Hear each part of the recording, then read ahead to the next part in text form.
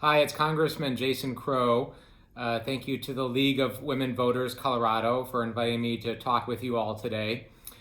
Very early on into my political career, I was out in the community and I ran across a woman who gave me some time to make the pitch as to why she should support me. And she told me that, I seemed like a nice guy. She liked a lot of what I had to say, but she just thought that I wouldn't be able to get anything done.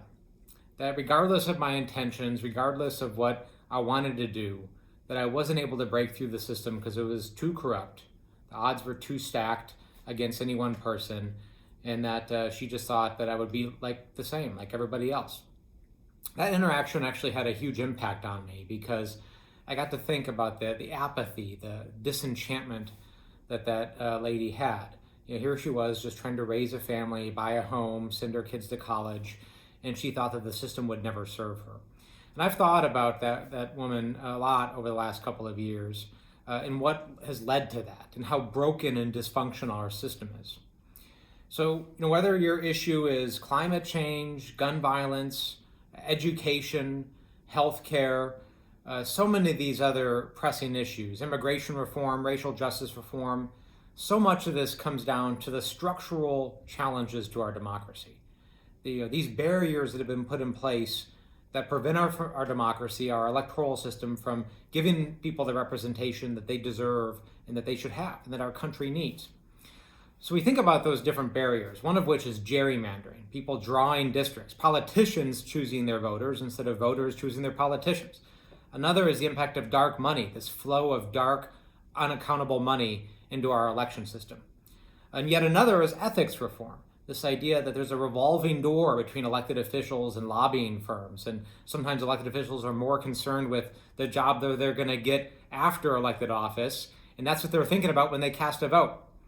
And another is voting reform, the fact that it is harder in so many places throughout our country to vote now than it was just 20 or 30 years ago, that we're moving in the opposite direction in terms of voter enfranchisement. That's why HR1, the For the People Act, is so important. That's why we have to get this bill done, because it hits on all four of those issues. It takes politics out of the way we draw our districts, so they're done by nonpartisan commissions. So it's a better reflection of our community and our democracy. So we have elected officials that represent and look like the districts that they serve instead of choosing their own constituents. It will help cut off the flow of dark, unaccountable money in our politics, so it's voters that get to decide who represents them, not billionaires from out of state, not super PACs that flood our airwaves with attack ads. It helps strengthen our ethics laws, and it will provide access to folks to vote easily and safely. We do this already in Colorado, as a matter of fact. We have mail-in voting and automatic voter registration, and we have one of the highest levels of voter participation in the country. And it's safe, it's effective, it's bipartisan, and it actually works really, really well. So what we're talking about here is actually taking the Colorado model for redistricting, because we have nonpartisan redistricting commissions now in Colorado, and for voting, and expanding that to the rest of the country and exporting the great things that we already do in our state. This bill makes sense.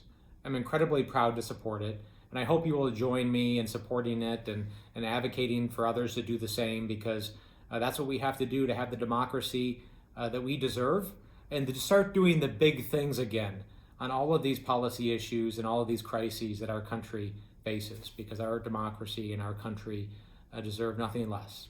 So thank you for the opportunity. Be safe and be well.